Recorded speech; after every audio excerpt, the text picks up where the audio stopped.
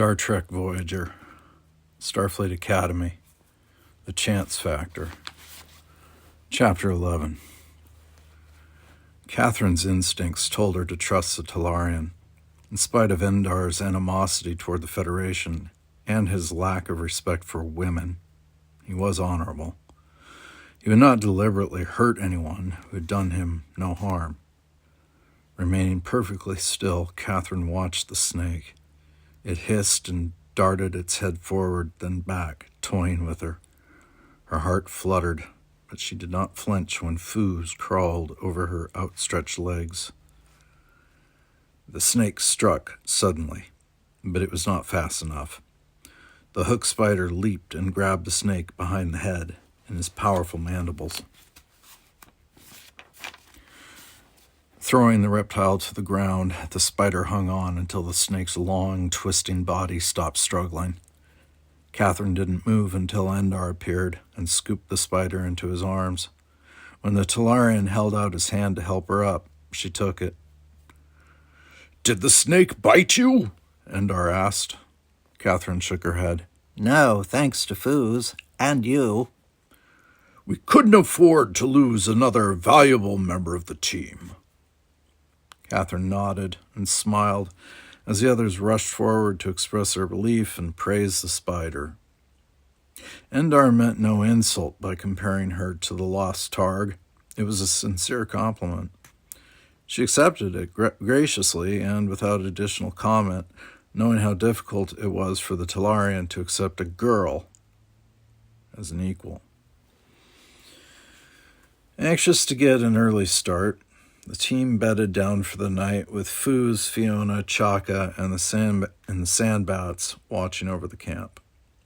Although she was exhausted, Kathryn's mind reeled with several realizations that kept her awake. Jup's heroic death had broken down the barriers that had kept everyone operating as separate entities rather than as a team. They had finally recognized the one thing they all had in common: their concern and respect for the animals. And that had made them realize that they respected and cared about one another too.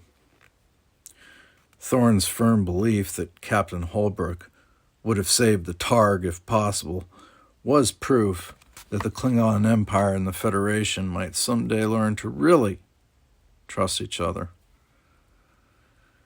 Thorne would become a Klingon leader committed to making that happen. The positive long-range effects of Jup's death were staggering. If a Targ could have such a potentially powerful impact on the galaxy, how much difference could one human girl make? A lot, Kathryn decided. As a Starfleet officer with an understanding of different alien viewpoints and motives, social customs and beliefs, she could make a big difference in a lot of little ways.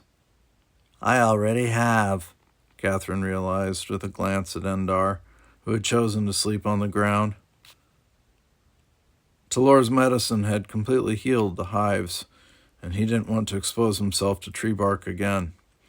The Talarian had finally overcome his ingrained conviction that all females were helpless and all Federation citizens were enemies. It wasn't likely the ongoing hostilities between the Talarian homeworld and the Federation would end, but maybe someday the change in Endar's rigid attitude would help him peacefully resolve a situation involving Starfleet. And she would never again make the mistake of judging people based on cultural or political misconceptions either. If treated fairly and honestly, individuals could learn to work together and respect one another, even like one another, regardless of their government's politics or personal differences of opinion, just as long as those differences of opinion didn't include racism and such, and totalitarianism. Anyway, it doesn't matter. Diversity was a team's strength. Kathryn dozed off, knowing that they would succeed or fail together. But she also knew that they were unanimously determined to succeed for Captain Holbrook, for Jup, and because it was a matter of team pride, everyone was up before dawn.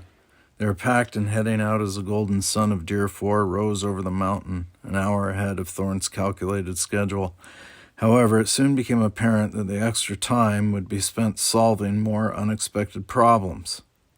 The only thing we can predict is that the unpredictable will happen, Kathryn thought as the team stood on the bank of a narrow, raging river.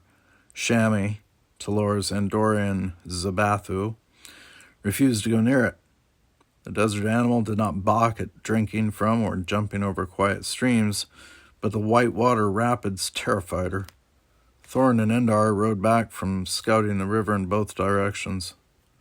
"There's no easy way across, and no way around to the west," Thorn said. "Nor to the east, either," Endar scowled thoughtfully. "We have to cross here, or the mission is over." There's got to be a way. John's awakened ability to read intelligent thoughts had revealed that his older companions not only worried about him, they cared about him too. Knowing they valued his ability to communicate with animals and considered him to be an important member of the team, had made the Betazoid obsessively determined to arrive at the beam-out point on time. "Is it the sound of the water that frightens Chamois?" Talor asked the Betazoid, "or something else?" John frowned and closed his eyes to touch the Zabathu's mind. When he opened his eyes, he shook his head in frustration. "I can't tell. She's too scared." I have an idea, Kathryn said. "Let's hear it." Endar looked at her evenly. Humans blindfold horses to get them out of burning barns, Kathryn explained. It works because they can't see the flames. They're so used to trusting the people leading them, they follow. Thorn glanced at the Vulcan. "What do you think, Talor? Will it work?" "We won't know until we try."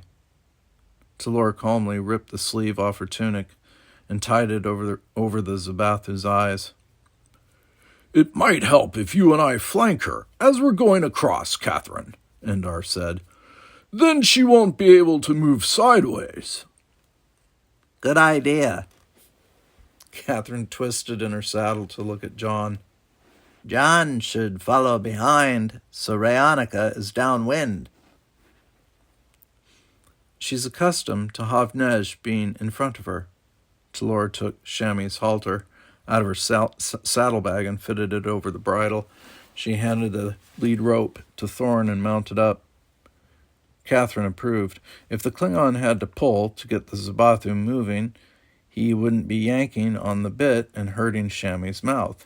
And Talor would still have the reins if the Zabathu happened to break free and bolt. Nodding to Endar, Kathryn moved Tango to Chamois' left side while the Talarian placed the Testayan on the right. Tightening his grip on the rope, Thorn urged the Sark into the cascading water. Chamois planted her feet, her ears flicking back and forth uncertainly. Talor kicked and Thorn yanked.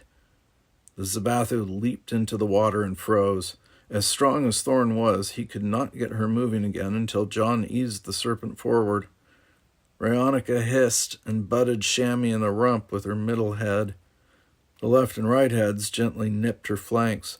The Zabathu's instinctive fear of the sore was greater than her dread of the water. She bounded forward, almost colliding with Havnej before Thorn got the heavy Sark moving. The team sprang up the opposite bank in perfect formation.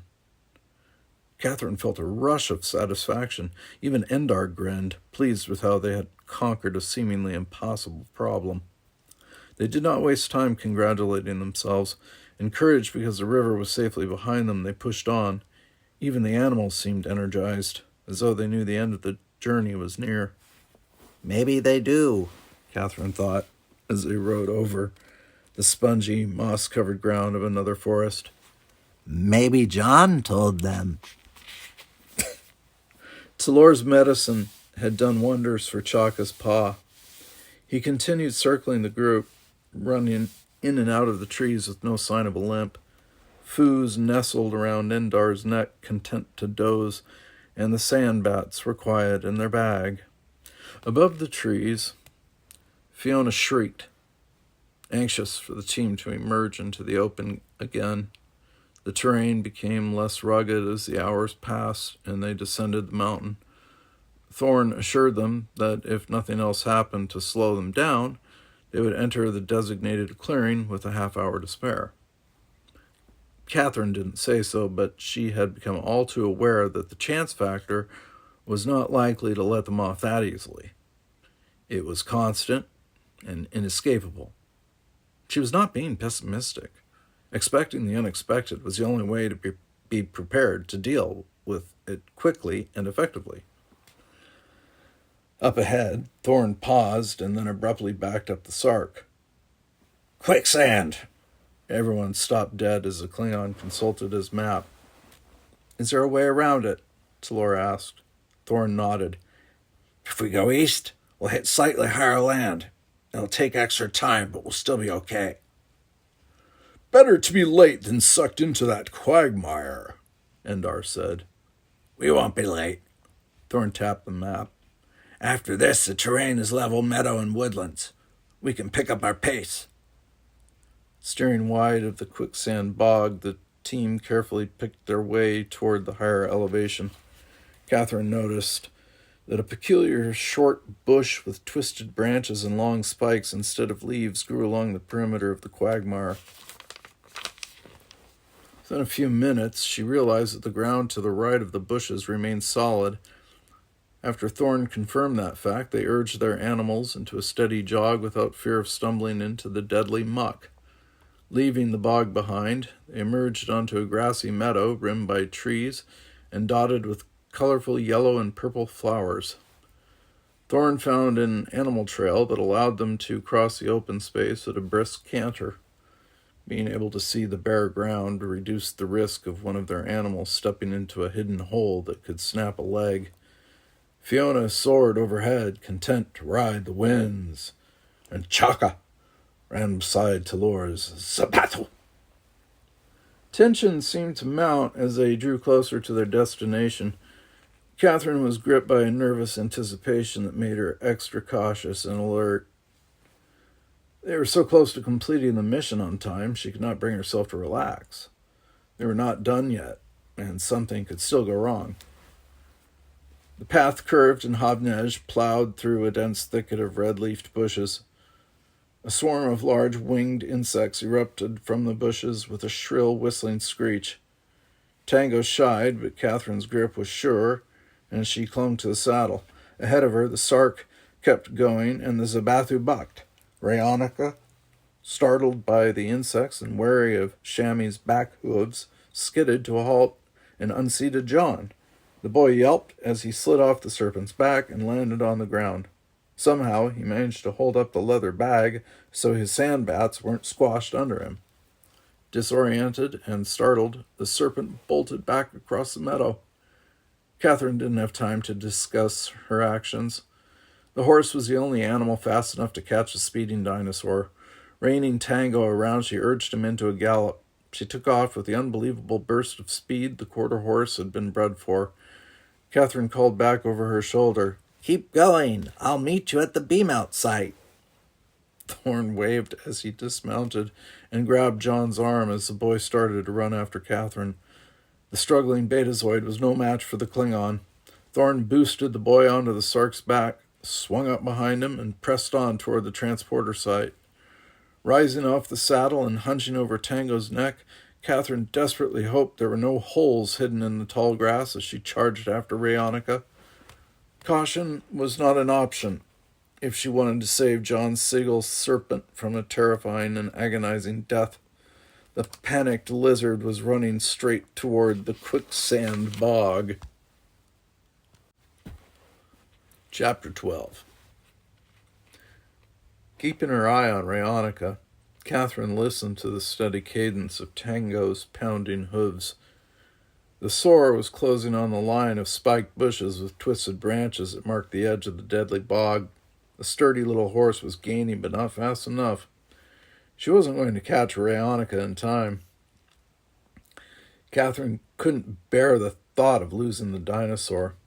The Seagal serpent was more than a riding animal to John. She was his best friend. It's kind of sad, I think. Overhead, the Benarium hawk screeched. Desperate. Kathryn looked up. The bird was flying directly over Rayonica.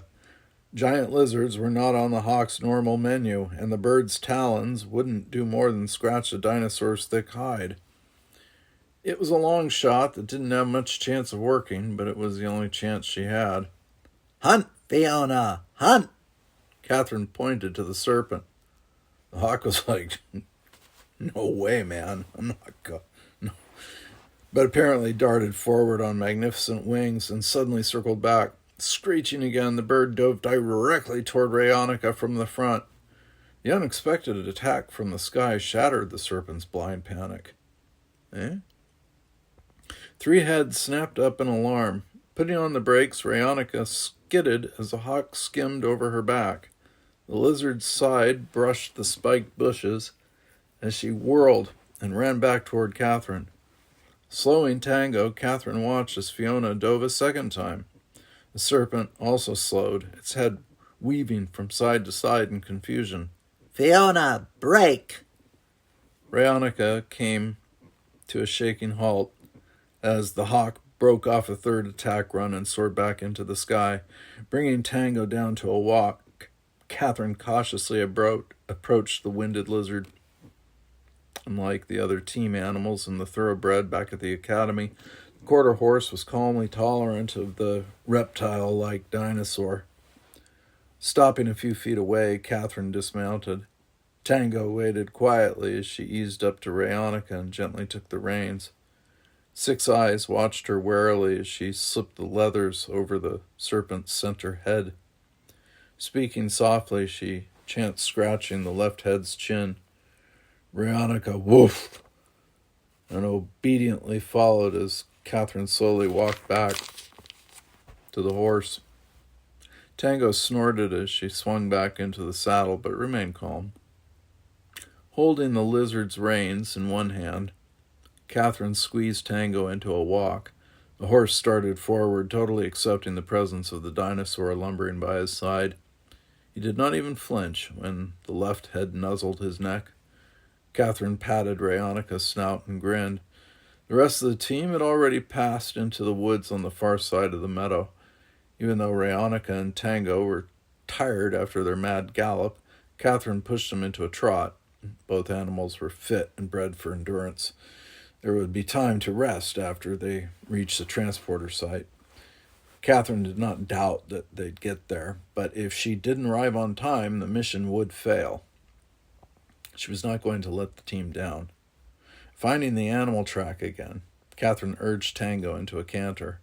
The serpent loped beside them without fighting the tug on the reins. Kathryn slowed down to a jog once she entered the woods and followed the tracks the team had left in the soft dirt. When she emerged from the trees, she found herself in another open meadow. There was no visible trail to follow. With less than half an hour left before the deadline, Kathryn did not want to waste time finding her way by the map, but she would be hopelessly lost if she didn't. As she reached into her saddlebag, a piercing howl sounded up ahead. Chaka bounded out of the tall grass, yelped, then whirled and bounded away again. Pressing Tango into a slow canter, Kathryn followed the sellet Talor had sent to guide her. When Kathryn entered the clearing where the team was waiting, she was met with a resounding cheer. There was no shuttle standing by to retrieve them. John broke free of Talor's comforting arm and rushed forward to throw his arms around all of Rayonica's rough green necks. The serpent flicked out her center tongue to tickle his ear. You got her! Talor said you would. Thank you, Kathryn. Talor inclined her head at Kathryn, almost but not quite showing her relief at Rayonica's safe return. You're welcome, John. Urging Tango back into a walk to keep him moving until he cooled down, Kathryn looked at Thorn. What time is it? 2 minutes to go. Thorn raised a victorious fist and laughed out loud. Endar smiled. Looks like you picked the right horse after all, Kathryn Janeway. Nobody else could have saved John's serpent. Fiona helped. Looking skyward, Kathryn called the hawk back as Thorne started the countdown. She stopped and slid out of the saddle when he reached 5. 4, 3, 2, 1. Thorne looked up. Everyone held their breath. No one disappeared in a dazzling swirl of transporter light. Another minute passed.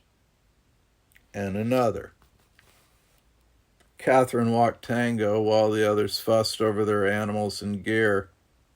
"Do you think we're stranded?" John asked. Kathryn opened her mouth to respond and felt a prickling sensation as her molecules began to phase. They had made it. Kathryn was greeted by the transporter chief when she materialized on the cargo bay pad. "Captain Holbrook will be along soon," the woman said. Nodding, Kathryn set about taking care of Tango and Fiona, while the others were beamed onto the McMurray. Everyone was excited. They had accomplished what they had set out to do against the odds and in spite of the chance factor. The cargo bay doors opened the moment they finished bedding down the animals, and Captain Holbrook walked in with a huge smile plastered on his face. He stopped before the table where the surveillance probe parts had been placed and nodded in approval. "Excellent.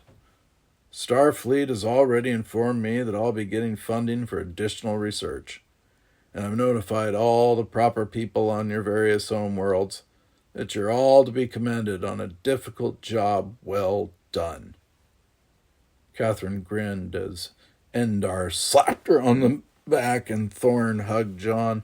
Talor sedately shook the captain's hand, then grunted as Chaka nudged her from behind, looking for a pat on the head. The captain glanced at Kathryn, including Commander Brannon. "Your position at the Academy is secure, Kathryn, if you want it." "There's nothing else in the whole galaxy I want more." Kathryn felt a rush of joy that was diminished only by a strange sadness because the adventure was over. She would miss her new friends. Her thoughts seemed to be mirrored in the alien faces around her. As difficult as getting to know and appreciate one another had been, the parting at the end of the trip back to Earth would be harder. Good friends you could trust and depend on were not easy to find. "You should be especially proud of the animals," Captain Holbrook said. "They all proved to be invaluable.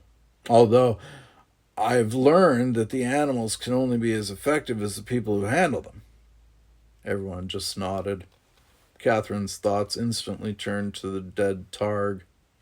It was a loss they all felt very deeply. "Wait a minute." Captain Holbrook frowned as he scanned the stalls. "Someone's missing." "Jup." Thorne's eyes filled with pride.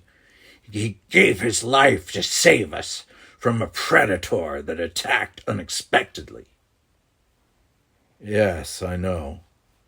Captain Holbrook grinned. Everyone gasped in surprise as a squealing, grunting Targ suddenly burst through the cargo bay doors and raced to Thorne. "Jup, you're alive!" Thorne laughed as he stooped down to embrace the ecstatic, squirming Targ. Even Talor's eyes brightened with delight. "We beamed him out before he hit the ground," the captain explained. "We transported the Deer 4 cat to another location on the planet." "We thought we had been cut off from the ship," Kathryn said. Captain Holbrook winked. "Yes, I know." Kathryn laughed, even though it wasn't funny. She didn't know if Captain Holbrook had taken drastic action to save his study mission or to help the team members come to terms with themselves and one another. It didn't matter. It had worked. For herself, Kathryn looked toward the future. with enthusiastic anticipation and confidence. She didn't know where her Starfleet career would take her, but she knew she could handle the ever-present chance factor regardless of how many curves it threw at her. Even if it threw her into the farthest, unknown reaches of the galaxy. Ba-dum-bump.